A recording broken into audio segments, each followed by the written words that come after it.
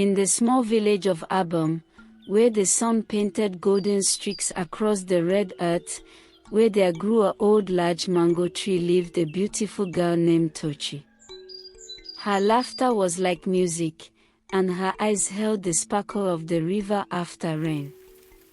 She was the only daughter of Chief Okonkwo, a well-known successful businessman in the village.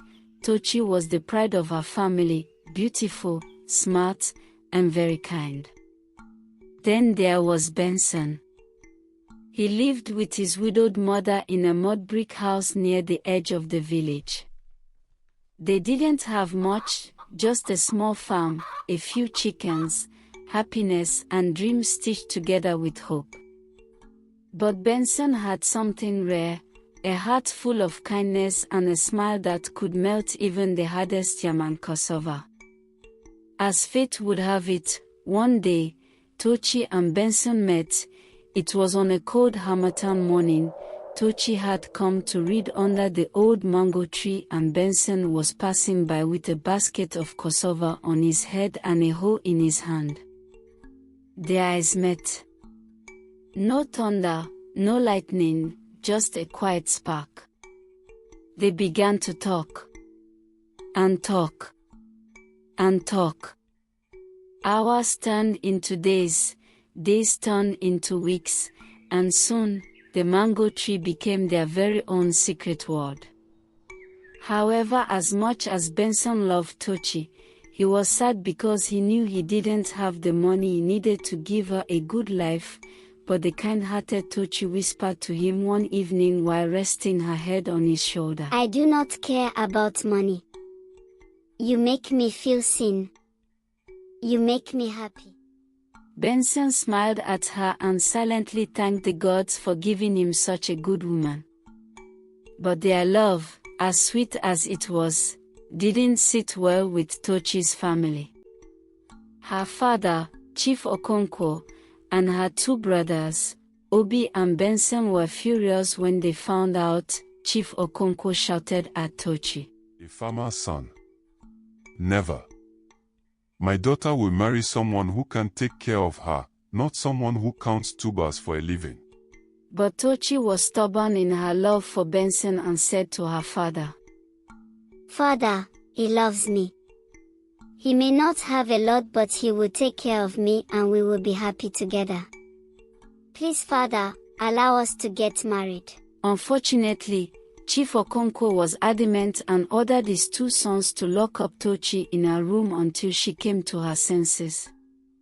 Her mother, who just wanted her daughter to be happy, cried and begged her husband to release their daughter, but he refused.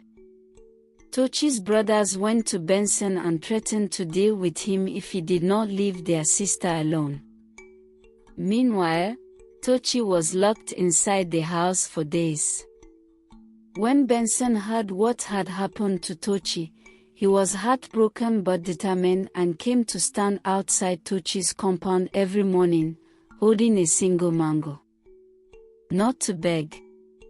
Not to fight. Just to remind his love that he was still there. On the night of the fourth day, Tochi escaped through the back fence and ran to the mango tree where she found Benson waiting.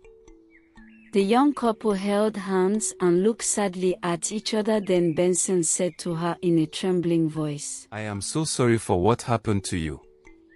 My love, I know I can't promise riches, but I love you with everything I have and I will make you happy. After a few months, the villagers began to whisper about the love story between Tochi and Benson. Not all whispers were cruel. Some remembered that love, not wealth, built strong homes. And slowly, Chief Okonkwo's pride began to crack. He saw how his beloved daughter glowed when she spoke of Benson and how sad she had been without him. He also saw the boy's quiet strength and how he had persevered and not given up on his love for Tochi. It wasn't easy, it took time. But finally Chief Okonkwo and his sons gave in, and one day, the chief invited Benson to his compound, not with anger, but with kola nuts and palm wine. So eventually, amid celebrations and a beautiful wedding ceremony, Benson and Tochi got married under the very same mango tree that had started their love story. And though their house was small, it was filled with laughter, warmth, and the kind of love that even money couldn't buy. The end.